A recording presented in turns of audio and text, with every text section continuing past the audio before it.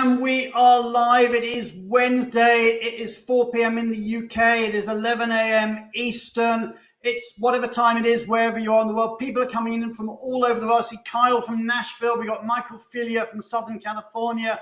We got Kerry from Arizona. We got Susan from Connecticut. People are coming in. Great. It's just great to see you all for what is a fascinating show that we've got lined up for you today. Because today we're going to be talking about Brave New World. We're going to be talking about protecting employees' private, personal, identifiable information. We're also going to be talking a bit about Pride Month as well with our change maker, Ray Kirby. But we're going to be talking about cybersecurity, and it is a big issue. Let's face it, what do? We share information about our employees, about their families, about their children, about their pets, about their personal possessions with a huge supply chain. What are we doing to protect that data? Now, we're going to share some fascinating survey results, and more importantly than just sharing the survey results, we're going to be talking about what are some of the solutions that we can do, and we're also going to be talking about Chat GPT and some of the really fascinating stuff that's been coming. So everybody, you know how it works, okay? When we join in the conversation, write in the comments box, tell us who you are, where you are. We'll try and give you a shout out if we can. And let's really get to understand some of these hugely important issues that we've got lined up. So, as I said, it's a massively important week that we've got. This subject is just so important, and we're really going to try and get into it. But as ever, I know a lot of you want your CPE credits, and we're delighted to say that we can offer you CPE credits from ERC. So many thanks to our good friends Lynn Shotwell and the team at Worldwide ERC for providing the CRP, the GMS credits. We can also offer you HRCI and SHRM credits. And again, many thanks to our good friends at Rocket Mortgage, Mike Kluger, Lisa Fontana and the team. And we're going to be, that's there. So if you need those credits, then they're there for you to look at. So again, really important stuff coming up. Next week, we've got another great show for you. Next week, we're going to be talking about global mobility at BD, Becton Dickinson, as was, with the one and only, the great Bernard Anderson. So we've got a wonderful show for you lined up for you next week. And we're going to be talking about things like talent, the link with talent. We're going to be talking about CoreFlex Revisited. We're going to be talking about what they do with their program. So lots of pretty cool, stunning stuff coming up next week. One thing we always try to do is to share with you some breaking news. What's been going on in our wonderful industry over the last 7 days? Well, there have been lots of people who've been promoted in the last 7 days. Lots of people who've got new jobs.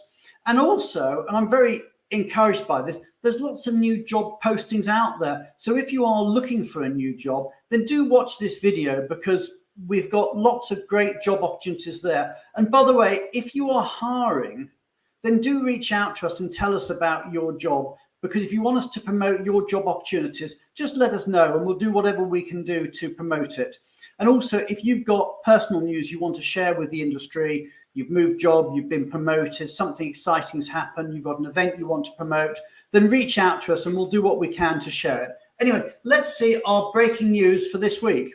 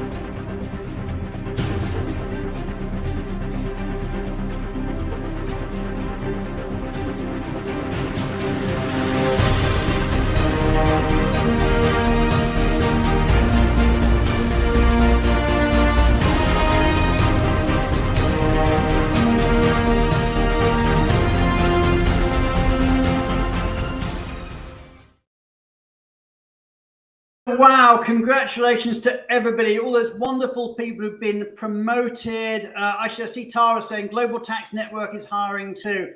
Well, you know what, Tara, we'll try and make sure we put that on the breaking news video for next week. But there, anyway, that's giving you the plug. Anyway, lots of great jobs out there. So if you're looking, then please do, avail yourself of that opportunity. And congratulations to everybody who's moved job.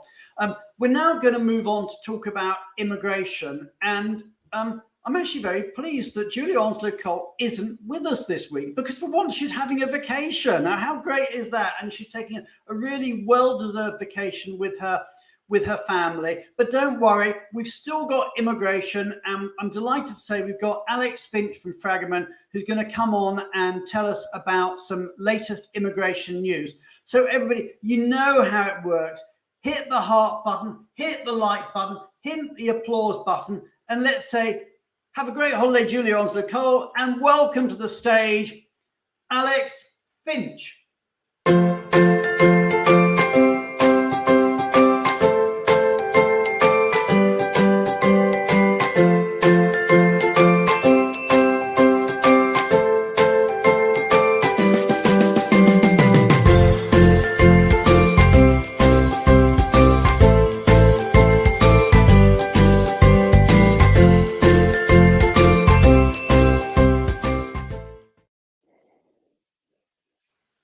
So Alex, thank you for stepping into Julia's shoe and telling us a little bit about immigration. So what are we going to be talking about today?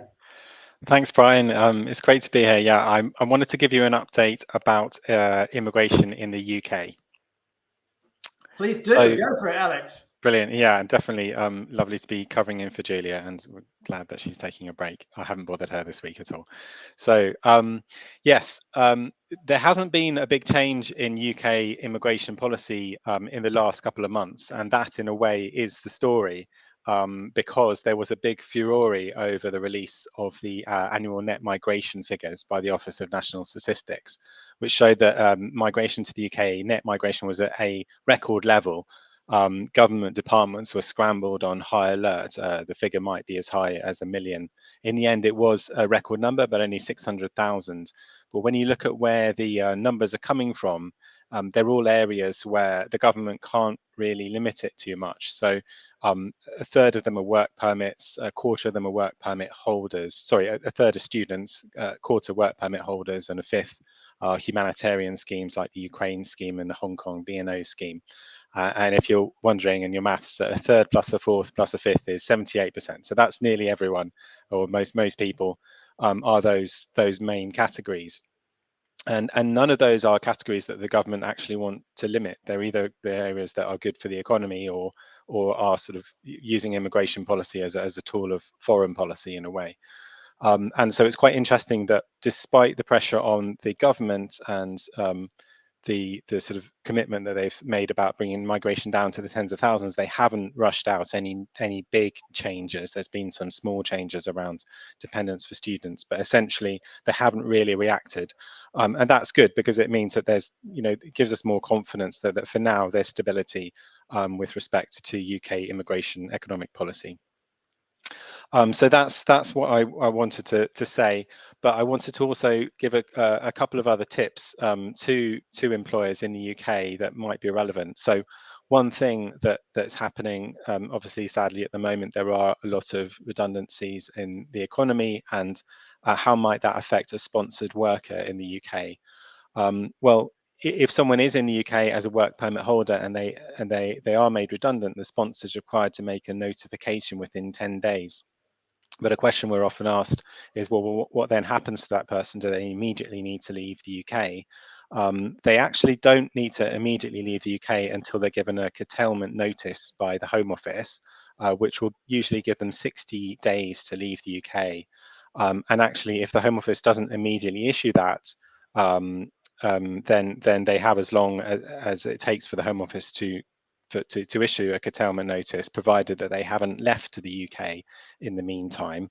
So they can't work, but they are potentially able to still be sponsored again, so that they could be hired by you as a sponsored worker potentially. So it's obviously bad news, but it's not nearly as brutal as in the US. there are still some options. So, take advice, but that you may still be within the period that they could be put into another role or hired into a different company. The other thing I wanted to mention, just a tip that we're seeing at the moment, is the graduate role is, the graduate visa has now launched a couple of years ago. So there's quite a big pool of graduate visa holders. And I think employers are now generally aware of it as an option. So you can get, once you've been here on a degree, you can then get another 2 years on the end, or 3 years if it's a PhD, during which you can work. But one sort of little trap to be aware of is that if you switch directly from a student visa to a skilled worker visa, that your sponsor will actually be exempt from paying the immigration skills charge, which is quite a lot. Could be £1,000 per year of sponsorship if you're a medium or large company. Whereas if you first employ them in a graduate visa, then switch them into skilled worker, you will end up having to pay that additional charge. So that's just something that we're seeing to be aware of for employers at the moment. But yeah, that's my roundup, what I had to say to you. Okay, Alex, that's been super helpful. Really, really appreciated. We're now going to bring onto stage the wonderful, great Ray Kirby. It's Pride Month. Ray is one of our top 100 diversity champions, a great, great supporter of some Pride charities, which he's going to be talking about, and just a legend in our industry. So everybody, let's hit the heart button, hit the like button, hit the applause button. Let's say thank you so much to Alexander Finch, and a big, big view from the top. Welcome to the show to Ray Kirby.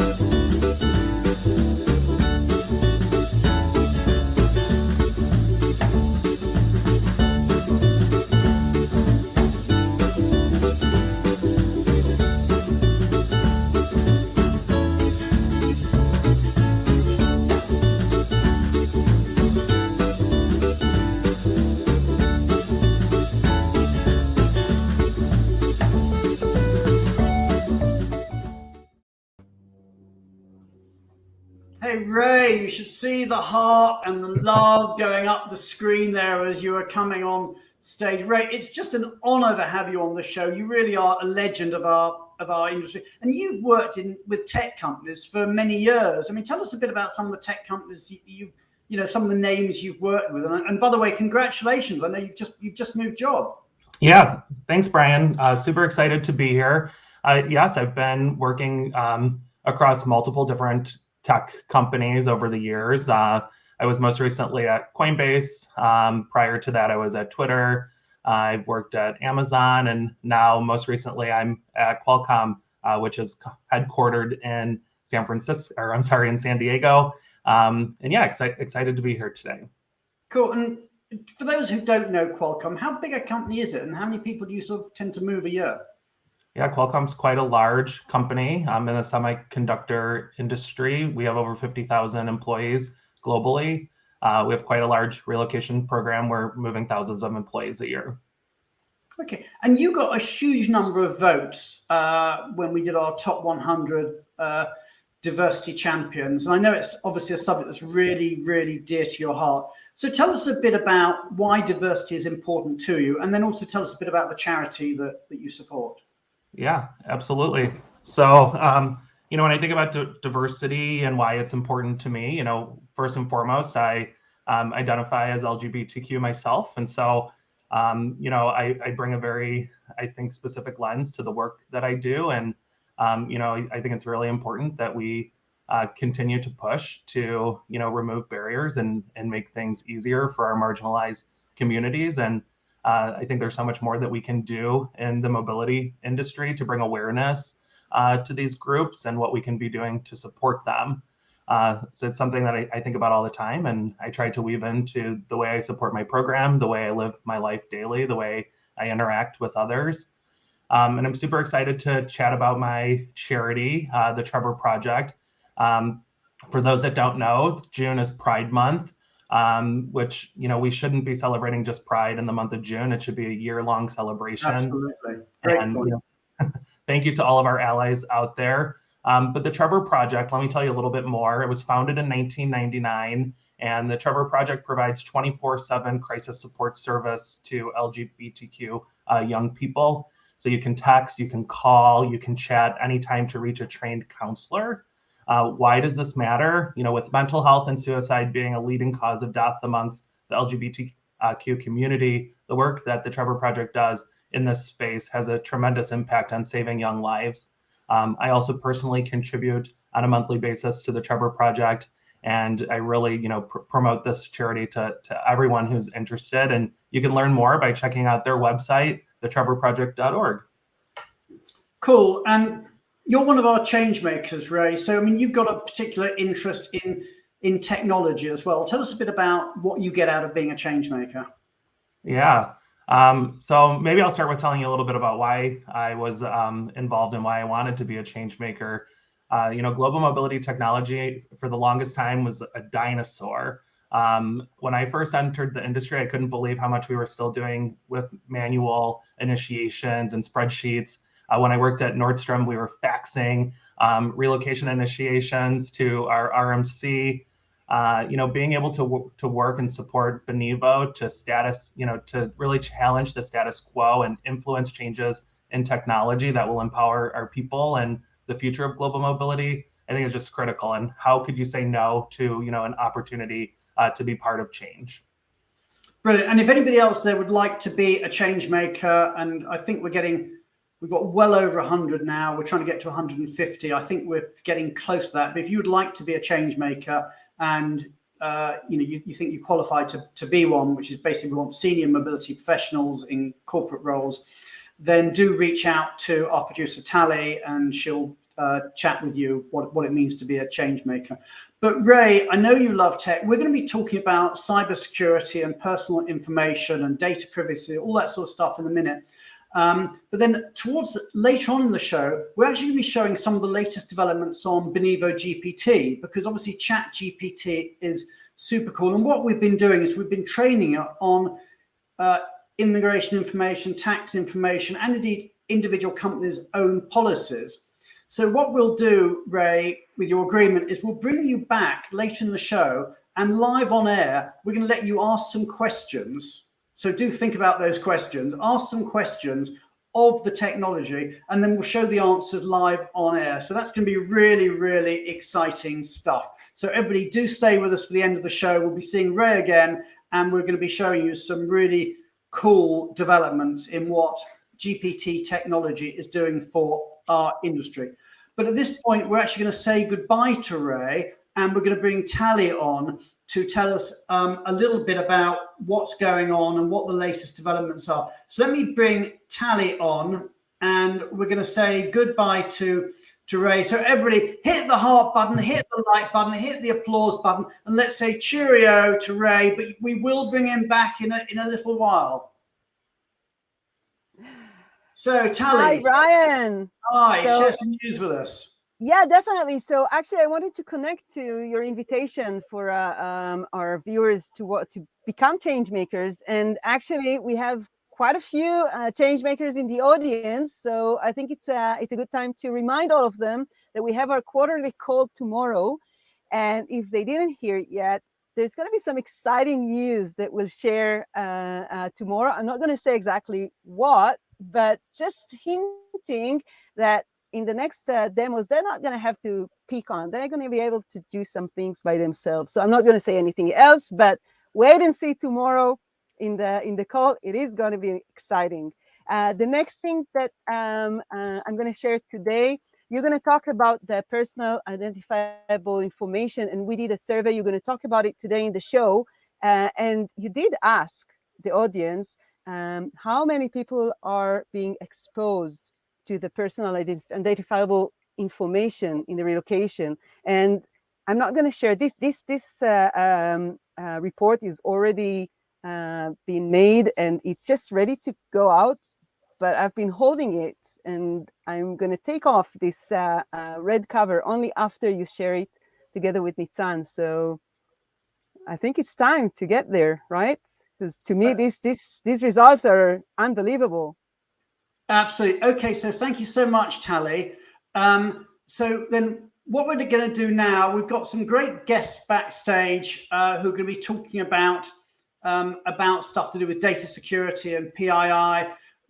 So let's run the video, and we're going to start with our CEO, Nitsan Udan, and then we're going to deep dive more and more into what this all means to our industry. And then, as I said, towards the end of the call, we're going to bring Ray back, and we're actually going to be doing some stuff with GPT, which will blow your mind. We really do have a mind-blowing show for you today. So everybody, you know how it works. Hit the heart button, hit the like button, hit the applause button, and let's welcome to the stage Nitsan Udan as we talk about global mobility and the brave new world, GM in the 21st century, and about PII and GPT and all things tech. It's going to be wonderful.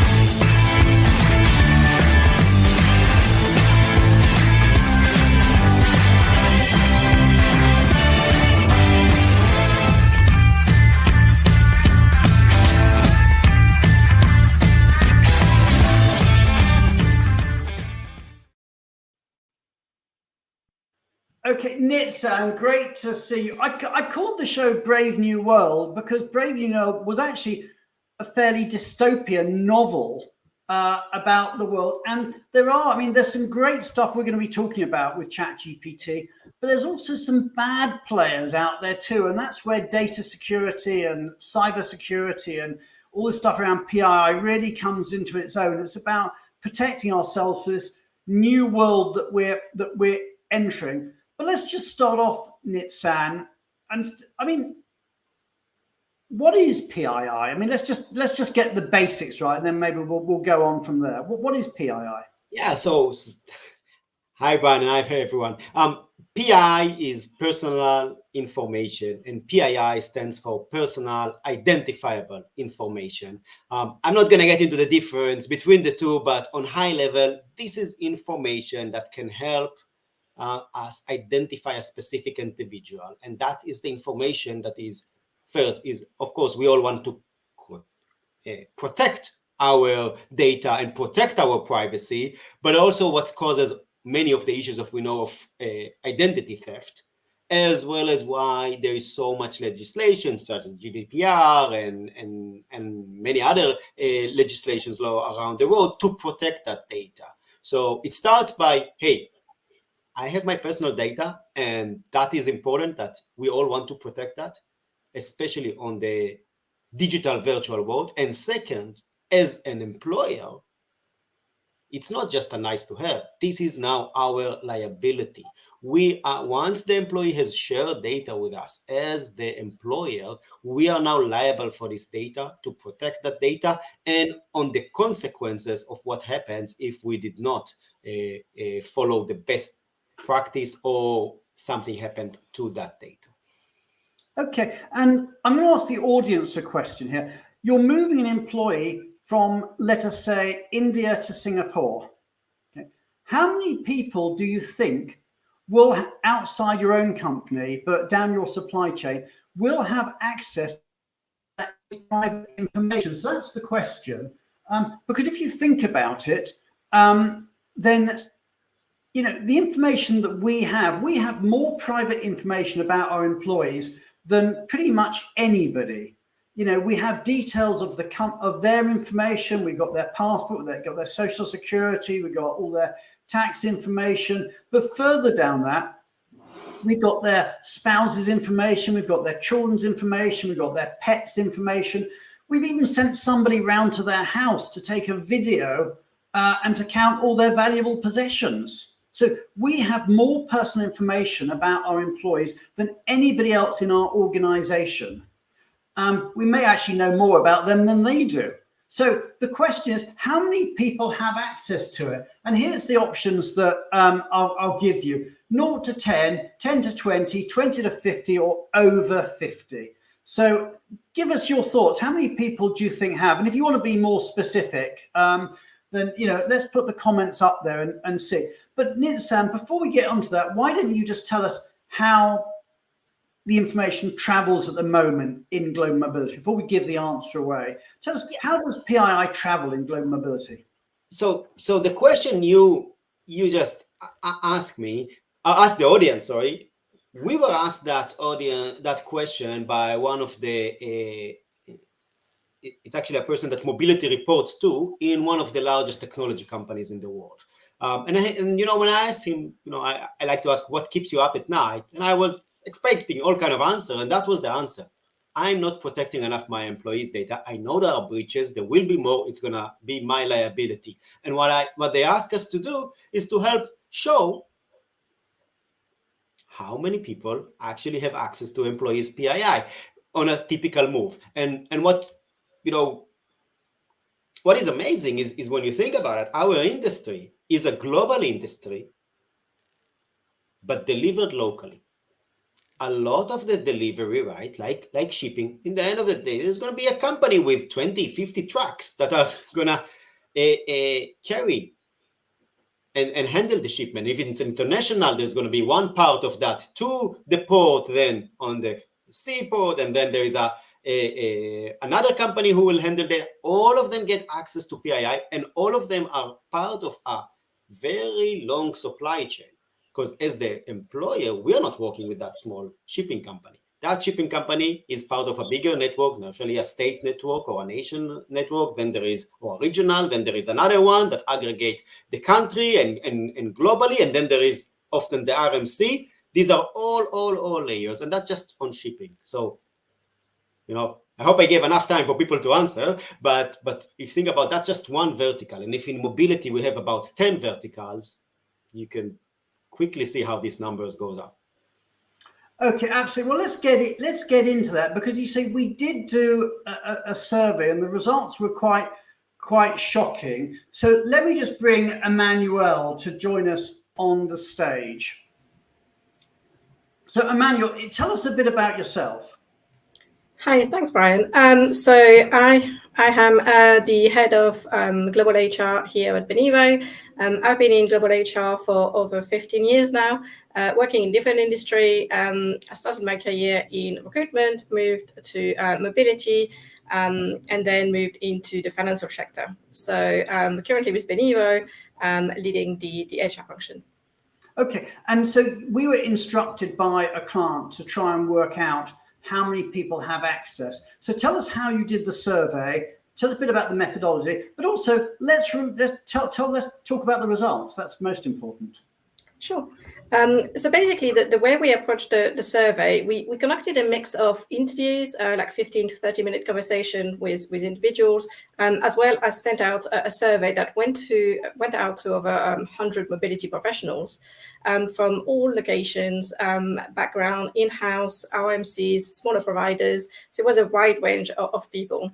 And we collected about 70 responses altogether, which basically helped us to then put together some very informative responses and data.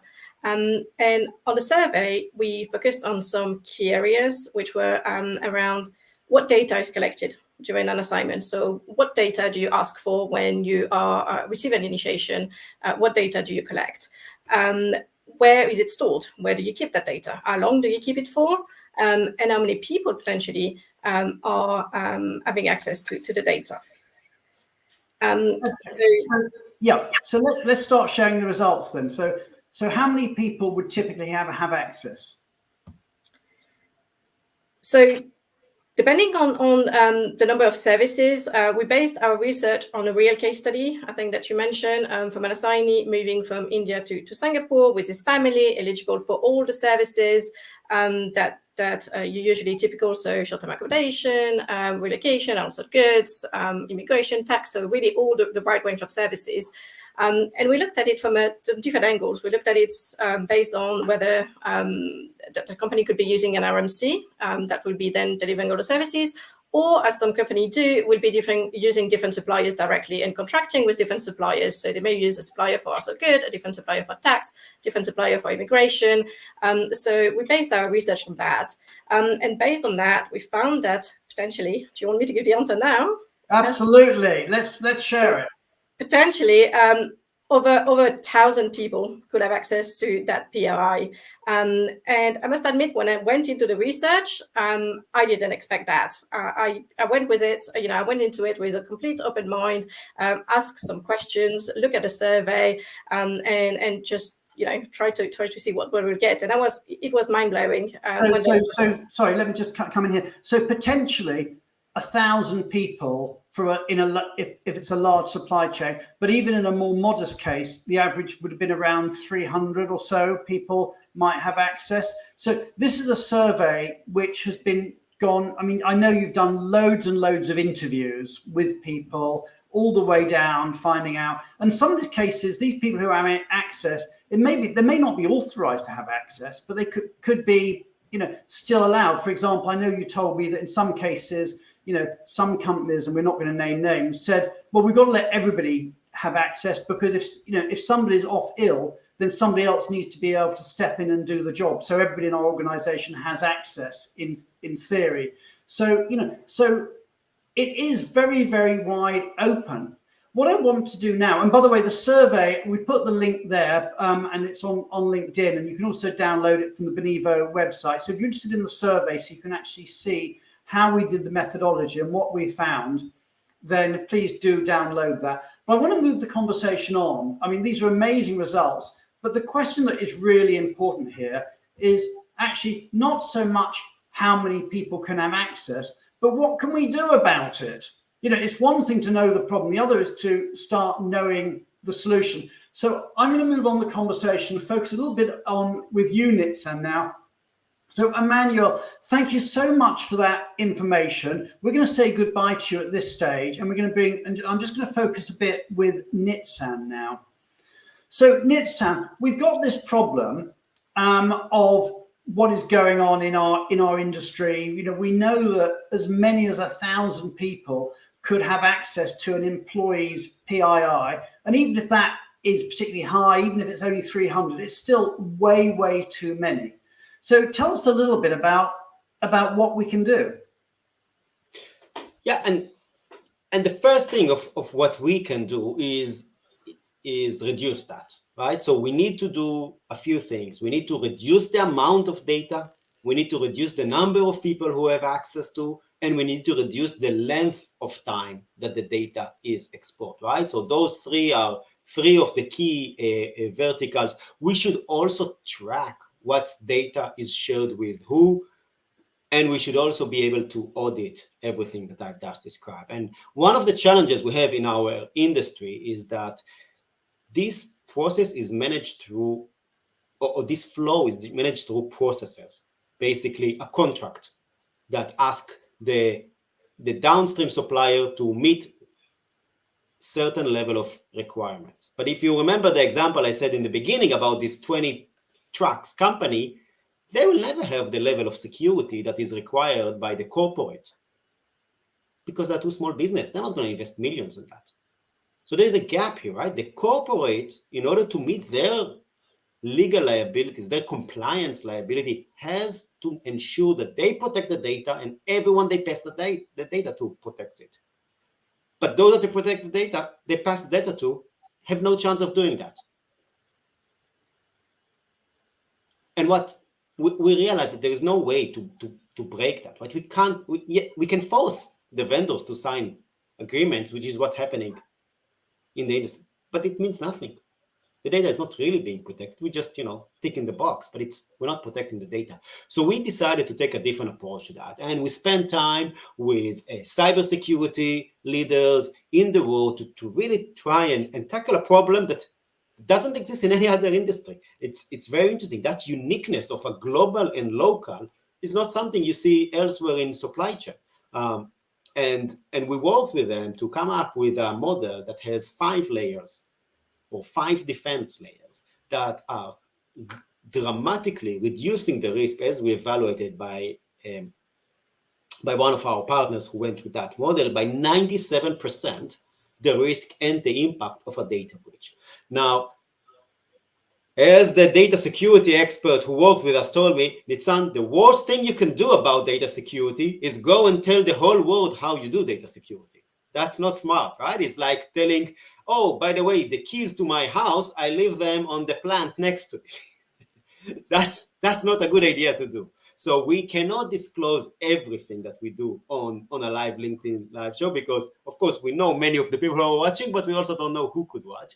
But we will give a high level overview of that, and we'll also be able to show some of that. But that's very wise. So the first rule of data security is don't share how you're protecting it. Okay, be really, really cautious. So we are going to show you the highlights of what we're doing, but we're also going to be a little bit cautious because we want to make sure that we are protecting some of the very, very clever ways that we are protecting people's security. But so Nitsa, move on. Let's talk about a bit about this and maybe start showing some specific examples. Yeah, and I think to look at that, right? So, and just to clarify one more point, we are not talking about how Benivo manage their data. We of course manage that very carefully, and every direct vendor of a corporate has to do it because the corporate is testing them. The problem is not there. The problem is the downstream vendor below, because those are not in direct relation with the corporate. The corporate cannot audit them. So how are we helping those companies improve their security? The first thing we do is we eliminate PII from the process wherever it's possible. How can that be done? Let's think about a ride on Uber. If anyone here has ever taken, right? One of the things that happened there is, let's say I'm having a nice conversation with the driver, and then the ride ends, and the driver maybe wants to take that relationship forward. They cannot call me, my number. They don't have my real phone number. They can call me through the app, but it goes through the Uber servers, mask it, and then I get a call from Uber, not from the driver. Similarly, if anyone here booked on Airbnb, you never get the email address of the Airbnb host. You just get an email number at Airbnb. And that helps protect the security as well as the data. So we took those concepts and brought them into mobility. So all the information, because the flow goes through Benivo, we are able to mask this data, and only shared that data forward. And maybe we should invite Omer, our product manager. So we're going to invite Omer Regev, and in the interest of time, we're going to move through this quite quickly, and so we can then get on to, I want to leave a good 10 minutes at the end to talk about GPT as well. So Omer, start telling us then about, give us examples of how we can actually protect data. Yeah, absolutely. So as Nitzan said, we are using the same methodologies that we just described in Airbnb as Uber.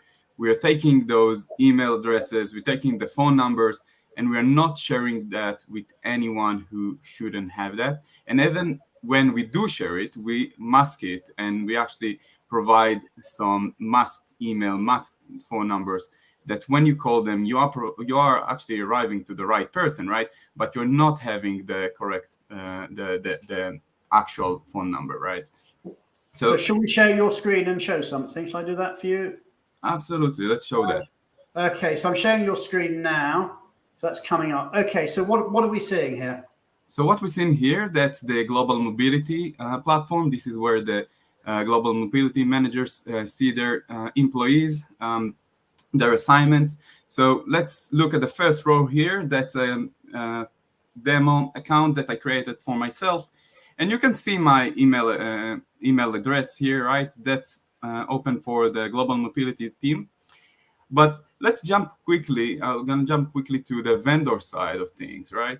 So switching over to the vendor side of things, look at this. Actually, we don't see anything on the same row, the same user. We actually cannot see not the name, not the full name, not even the email. Why is that?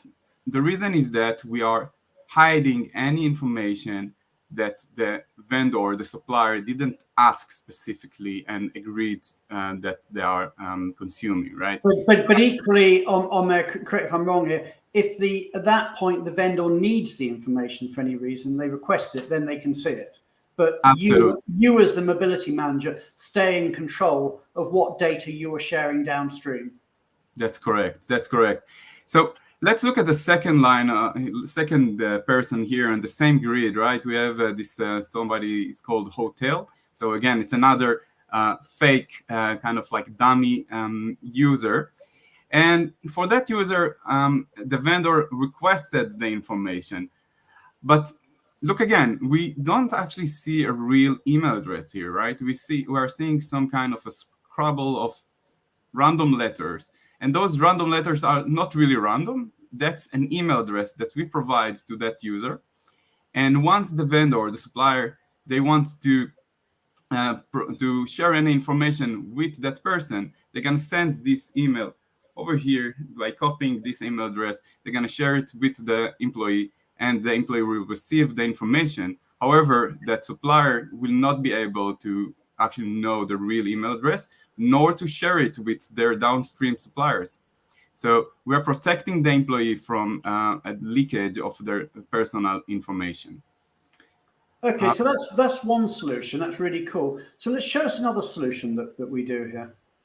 Absolutely. So next thing is that, as we see here, when we are providing information, we are limiting the amount of information that we provide. We only provide the needed information. So we are actually limiting the amount of data that the supplier is receiving. They only receive the information that they actually need in order to provide the service. And in that way, we are controlling what data is being received by the supplier, right? And that's a great example, I mean, by Omer, because one of the vendors our security team was working with said that they must get the ID, the photo of the ID of every person in the move, right? So that, imagine how much PII, it's the employee, it's the spouse, it's the children, all of their copy of their passports. And that's very sensitive. So when we started to investigate why they need that, they said, oh, we need to recognize that they are the right people, that they are who they say they are. And we said, okay, if that's what you need to do, there are many ways to solve that without it, right? So we can give you both like a code that you can just compare, or we can just show a photo of that person. There's no need to keep all of the of that PII and all of that information. So that's the second component, right? It's one is remove, reduce, and the third is limit the amount of time. And maybe Omer, you want to touch on that, how we limit the time. Absolutely. So whenever a supplier is requesting for a specific person's information, so as we said at the beginning, you see it's en masse. We have nothing here on that person. We only have their Benivo ID. But once I ask for it, I need to commit that I'm going to delete all the information from my platform once I finish providing the service. I won't commit here right now, but I'm going to show you what happens. What happens is that at the end of the service, we are starting, I mean Benivo, we're starting to ask the provider to delete the information that they don't already need, right? So the provider is telling us, hey, we are finished with providing the service. And from now on, we know that they don't need the information anymore. And we're actually also helping them to comply to GDPR rules, because GDPR rules strictly say that you don't need to keep the information on your platform as long after providing the services. So if you don't need the information, you need to delete it. So we're actually also helping the vendors here. And we're continuing on reminding the vendors that they need to delete the information, and they are being accountable of that information as long as they didn't delete it. And once they delete it, they can come here and confirm the data deletion, which will also inform that to the global mobility team, and everyone will basically, we can keep those SLAs, we can keep those reports, we know exactly where the data is. So to wrap up that, we take a really proactive approach in how data is managed and how to reduce the amount of data, the duration, and if at all data is shared. I think what's one of the exciting part of actually by building that, we realize that we've now have access to also all the communication that go between the partners and the employee. And we took that into a few next steps that allows us also to measure the SLAs, for example, what's the average response time? So we can identify in real time if someone has not been responding to the employee and raise a flag in case they forgot, or if needed to escalate it to the mobility or the case manager to make sure that we deliver outstanding service, right? So reducing escalations dramatically. It also gives the mobility person the ability at any given time to read all that information, right? So maybe, Omer, you could share some of the new functionality that we built, taking those components.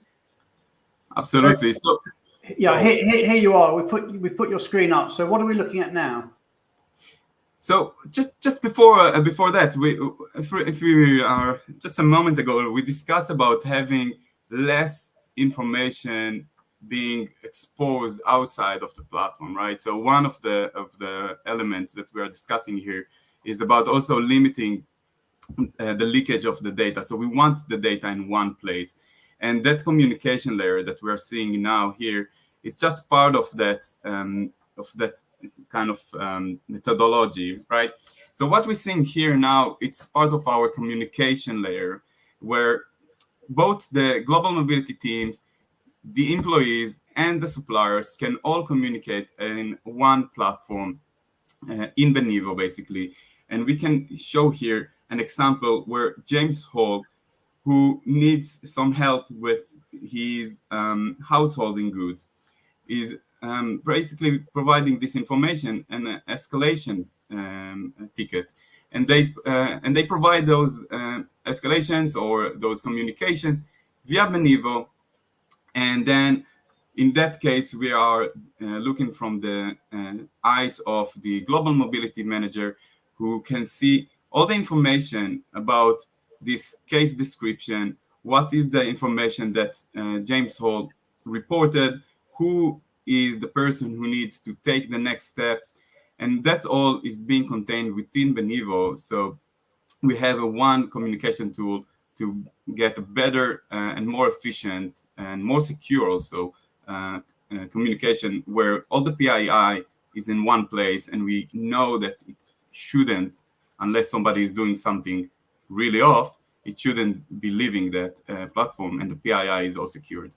Okay, so I promised that we'd leave 10 minutes at the end to talk about how this all links in now to GPT and what can be done. So Nitzan, do you just want to tell us a bit? I'm going to stop sharing your screen, Omer, and we're going to say goodbye to you, Omer, and I'm just going to chat with Nitzan. Then we're going to bring Ray back on.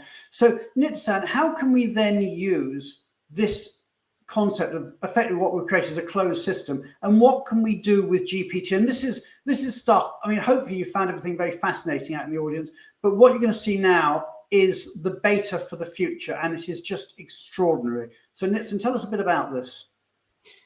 All right, so the Benivo GPT, as we introduced a few weeks ago here with Microsoft, is introducing a new set of capabilities that are providing a few things. So one of them is, as we saw, as Omer showed us, all communication happen on the platform. So now as the mobility manager, if something happens, I can see what actually is the info, what's happening.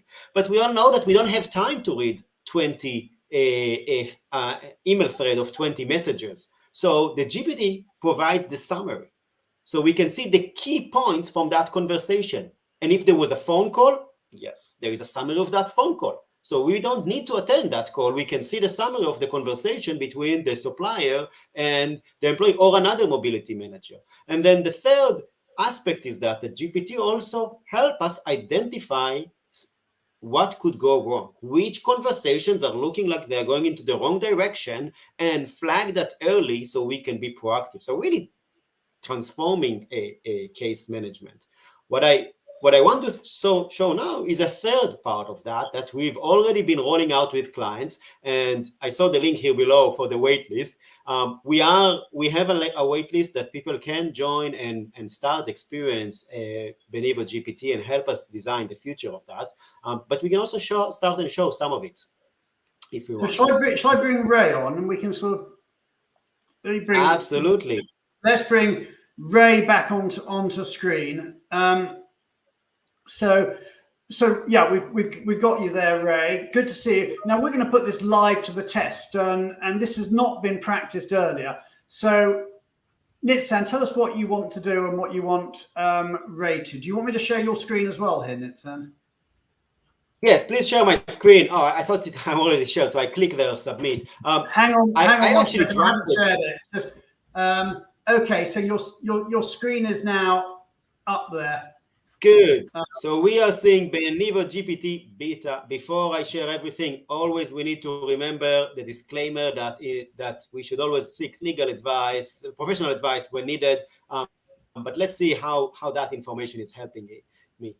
And one of the things I did is when Ray was kindly introducing himself, I thought, oh, if I was Ray's manager, I now need to announce that he joined Qualcomm, right? So I asked it to write a letter, and I just took a few bullet notes from what Ray was saying, and it wrote it for me, right? It wrote it that we're excited to announce that, and let me know if you want the screen to be bigger. Excited to announce that zoom in a bit on the screen, I think might be good.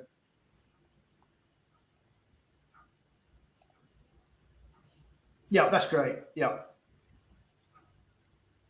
So hopefully everybody out there in the audience can see this. Yeah. So that's what I did in the meantime, right? Just getting that letter announcing Ray and just telling a little bit about his experience, and he's supporting the travel project. So I just took a few bullet points, and now instead of spending half an hour to properly draft that email, I get a version that I can take. Maybe I decide to do some edits, but if not, I just have everything here, and I just saved half an hour of work. But let's make it even more mobility specific, because one of the exciting things about this bot that is different than the usual ChatGPT or bot is that we trained it on mobility.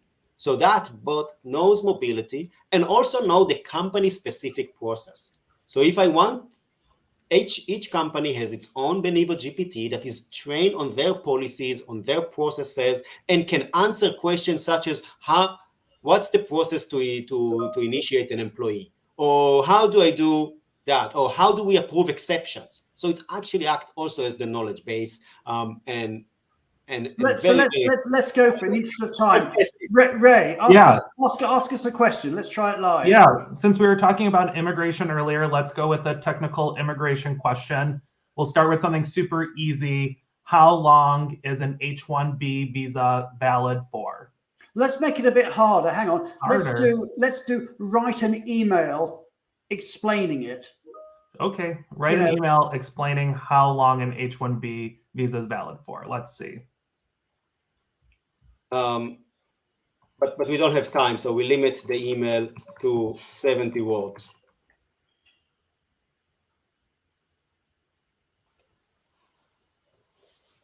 And now one of the good things here is that we can also train this bot on the company specific position. So if they are using a specific immigration provider or tax provider, we use that position. So it's not just generic information, it's what the company already wanted to be. So initially valid to 3 years and can be extended for additional 3 years. It is possible to applying for permanent residency and meet that. Good answer, Ray? That's correct. It's a very, very good, very technical answer. Let's make it harder, Ray. Make it harder. Okay. Maybe let's have it. Maybe let's ask it something around maybe tax assistance. Maybe what does it know tax assistance? Maybe not. Yeah, let's try. Yep. It's live experiment. Let's try. Maybe we can just ask it what the standard gross up rate is in the state of California.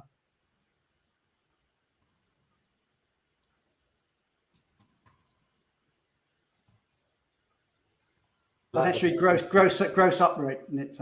Gross up, yeah. What's up? Maybe I'll add tax rate. What is the standard gross up tax rate in the state of California? Good.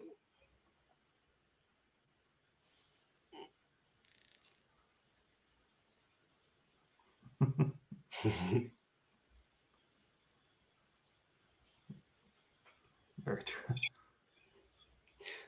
That's Ah. a good answer. Very good answer.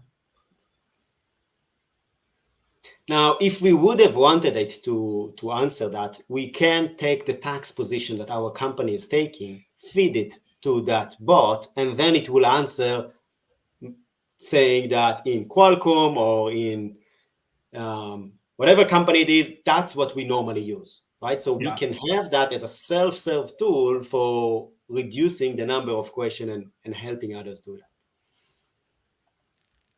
Yeah, and the other thing you can do. Do we have time for another one? Yeah, go for it, Ray. Can we have it maybe create an assignment letter for an employee moving from US to Canada for 24 months? Of which company? Should we call it? Do you want to call it Qualcomm, or should we just call it Nuco, or whatever? Let's call it Nuco. That sounds great.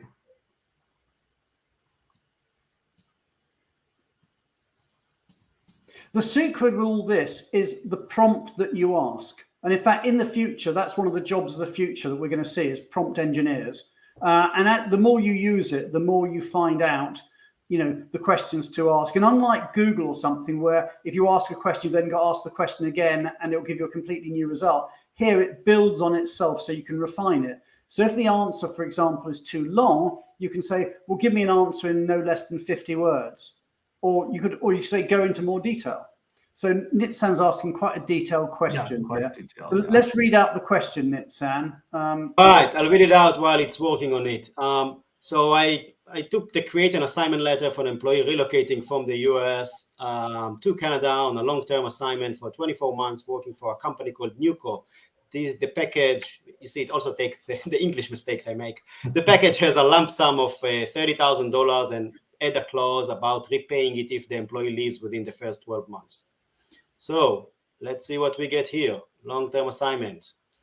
We are pleased to offer you a long-term assignment, telling us when it will begin, when it will end, and that this will be the terms that will govern that assignment, right? What are the objective of the assignment? What are the lump sum relocation package that I receive? And the amount is intended to cover costs such as travel. Right? So I didn't tell that. I didn't tell it it's for travel and temp accommodation. It knows it already because we train it on mobility. You will be responsible for that repayment clause, right? In the event that you voluntarily terminate your employment and how that will work. And it already said you will be required to pay 50% of the lump sum after 12 months or the first 12 months, etc. So really, I don't know, Ray, what would you say about that? I think that's a great template for an assignment letter. Especially if you don't already have one and you don't know where to start, that would definitely be helpful. But what would happen here, Ray, in practice, is that this would actually be trained on your policies, or whichever client you are, your policies. So actually it would work not on the standard, but it would work on what is actually yours and would be putting in your policy answers. Impressive. One of the things that we've always said with this is consider this to be a very, very good assistant. What we're hoping is that mobility professionals no longer have to write documents. All mobility professionals have to do is edit documents that Benivo GPT has written for them. So it fundamentally changes our role as mobility professionals from being writers to being editors. And then you look at it and you say, okay, well, there's something here I don't like, or I want to change this, or I want to change that. Then you can go into that. It's like having a really good personal assistant. Absolutely. And as we share, this is now live at beta version. We are rolling out to those on the waiting list. It's exciting to think that 6 months ago, all that technology didn't even exist or wasn't publicly widely available. And look how much it made in 6 months, how much progress. And it's just exciting to think what are the next 6 months going to look like and how the world is changing. And that's now opportunity as mobility. This is our opportunity to catch up. Because in mobility, we are behind in technology. That's not a secret. Everyone knows that. That revolution is our opportunity to catch up and actually lead and really change, as Brian said, change our role in mobility to be a lot more strategic in the organization, a lot more proactive than reactive, and really define the future of our industry together. Okay, I'm going to bring our other guests back onto the stage. I'm going to bring Alex, Omer, Emmanuel, and of course, Tally. So we're all here. It's been an amazing show. This is the future. We've always said that we as mobility professionals want a seat at the table. We at mobility professionals want to be strategic. The problem is we haven't been able to do it in the past because we've been so busy doing all the nuts and bolts that we haven't been able to get out of the trench, to mix a metaphor, and actually do the strategic stuff. This technology actually now allows us to do all that. It's still very much in beta. It is pretty formidable, but what it does, and certainly if you're looking at it for technical tax or immigration advice, then we would always say do get it checked out, either by yourself if you're competent or with your professional advisor if you want to get their advice. But this is just mind-blowing stuff. Anyway, we are now finished for the hour. So it's been wonderful having you all with us today. Many thanks to Alex, many thanks to Omer, to Emmanuel, Tally as ever for producing, and in particular to our change maker for the week, the wonderful Ray Kirby. I'm Brian Friedman. That's been The View from the Top. We will be back again this time next week. Take care, everybody. Have a great week.